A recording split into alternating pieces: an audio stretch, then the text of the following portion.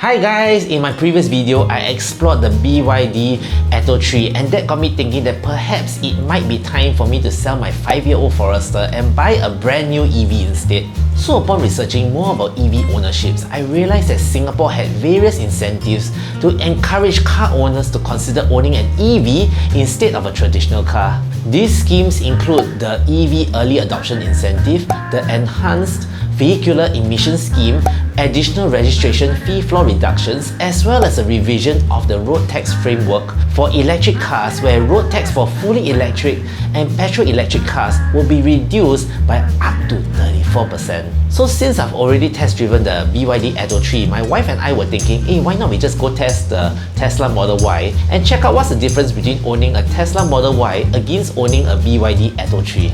For those of you who are like me, a bit blur on EVs, the Model Y is Tesla's SUV, which boasts sleek design, strong performance, and being a Tesla, it's supposed to impress us with its advanced technology. So in order to test drive the Model Y, I had to first make an appointment with a sales advisor and set the time as well as a date to test the car over at Tesla's Singapore Service Centre, which is located over at 17 Lorong 8 Toa Payoh. And to say that I was not excited is a blatant lie lah. I mean, come on guys, this is Tesla leh? Anyway, the appointment was set at 12 o'clock, but being a kachung spider, I got my wife ready and had us both reach at 11 AM instead. I thought, maybe can drive earlier ma. How I know? Walao, the whole Singapore here test driving the Tesla cars.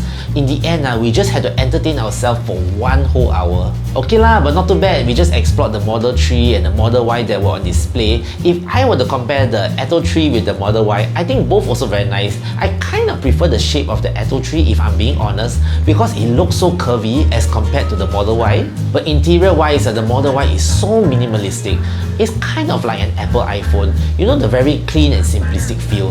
In fact, the whole Tesla store just gave me the same vibes as entering an Apple store. Anyway, after waiting for close to an hour, we finally had our chance to test drive the car. You know, the thing about smart cars I realized is the app. So you can download the Tesla app and you can cool the car before you enter it. It was 12 o'clock and the day was super hot. So the sales advisor showed that we could cool the car before we enter it, which I thought was a pretty nice feature because I have 3 kids and every time I park in somewhere unsheltered, walao, the kids will keep complaining what the car so hot lah, they don't want to enter lah. So I guess this feature will definitely solve the issue for me. Anyway, guys, don't judge me, but my wife is a much better driver as compared to me lah. And I was so scared that I could not handle the Model Y and I just crashed it into a longkang. So I got her to drive it while I sat behind. I will say that initially it did take a while to get used to the settings. You could say that the Model Y was just too smart for us, and I could see that it was a little overwhelming for my wife at the start. But the good thing is you can really customize your driving settings. For instance, your steering wheel the acceleration and you can then save your profile so that the next time I can have my own driving profile and my wife she can have her own driving profile as well. There are also sensors all around the car to inform you if you are too near any cars or any curbs.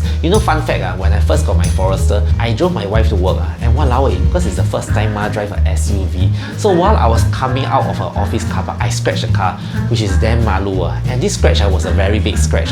So the scratch already removed, but that memory is already embedded in my wife's head forever. Actually, when my wife was test driving the Tesla, I kind of regretted not test driving it. It seemed like a very nice car to drive, and the giant touchscreen is just so good to have. It will warn you if cars are too near you, and there's also a GPS inside. But one thing to note, in order to see real-time traffic, you have to either use hotspot or purchase a data plan, which costs about $17 a month. You know, that time this Apple Watch, also the same thing. I refused to buy data, but I caved in eventually. So I think this $17 you confirm had to spend one, because the giant touchscreen, you can watch your YouTube, your Netflix, and Tesla will also be adding new features to enhance the whole experience of the car. So you don't pay, the experience just not complete. For example, do you know there is also a KTV feature inside this car? So if you're stuck in a jam and you have nothing to do, you can curse, you can swear, or you can practice your vocals in your Tesla instead. Overall, I would say that the drive was very smooth. There was a lot of legroom at the back as well. Not that I need it since I'm only 1.64 meters. Anyway, during the test drive, which was like 30 minutes long, the sales rep shared so much about the Model Y that I had to take down notes or else I would forget. Basically, in terms of range, the standard Model Y's range on paper is up to 455 kilometers on the full charge, but she said to expect anywhere between 380 to 400 as it really depends on how we use the car, and if we are the type that keep accelerating, then this range will also differ. In terms of charging options, basically the advantage of owning a Tesla is that we can use Tesla superchargers, which allows us to fast charge the cars. I think I remember her saying that it takes about 40 minutes to fully charge the Model Y. If we use AC charging, then it would take about 8 hours to fully charge the car. Oh yeah, and Tesla is also providing a free charging point. All we need to do is pay for installation costs that cost about $1,000. So if you're the type that stay in landed, then shook for you lah. You can have your own charging point at your doorstep.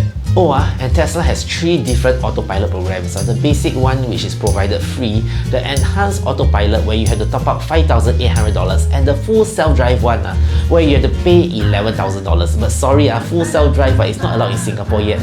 So it's more like you pay now and maybe you can use it later. The car that we test drove only had the basic autopilot feature and already not bad lah. It's kind of like assisted cruise control. You can control the speed you want, then you just hold the steering wheel and aim lor.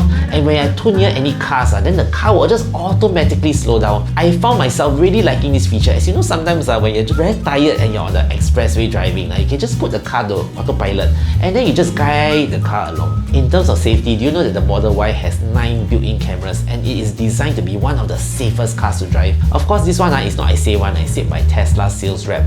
But if you were to look at Tesla's website, you can see that the Model Y is designed to be the safest vehicle in its class due to its low center of gravity, its rigid body structure and its large crumple zones. And in the event of a collision, by right the front is designed to bear the brunt of the impact. As for warranty, so there is an 8-year battery warranty and 4 years for the rest of the car. Some cool features that I really like about the Model Y is the walk-away door lock. You know, sometimes you leave the car and you forget to lock the door. Well, so what the walk-away door lock does is that it automatically locks your doors and your trunk when we leave with either a phone or the key card. By the way, just like our phone always having software updates, Tesla will also have software updates every few months. This is to ensure we get the best experience driving a Tesla. My take is that they want to provide us not only a good car to drive, but also a good driving experience for both the driver and its passengers. That's why we can see from the touchscreen there is entertainment like your YouTube, your Netflix, and you can also make the car fun. I know this one is more to entertain the kids.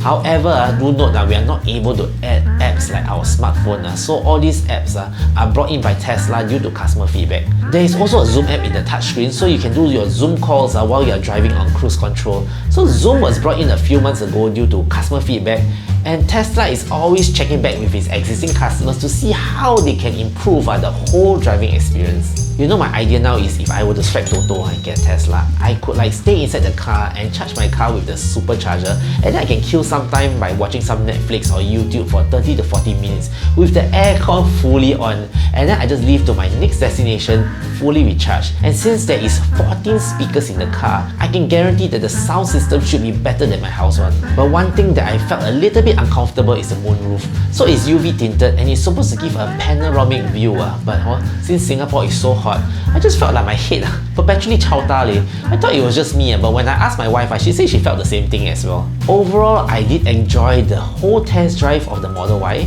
and I can see why people are willing to spend $250,000 on this car when there are cheaper options like the BYD ATTO 3 available. The whole feel is just another level, and we are really paying for the whole driving experience. After test driving both cars, I really like both of them. The BYD ATTO 3 I would say has very nice exterior for sure. The interior is nice but a bit too unique to my liking.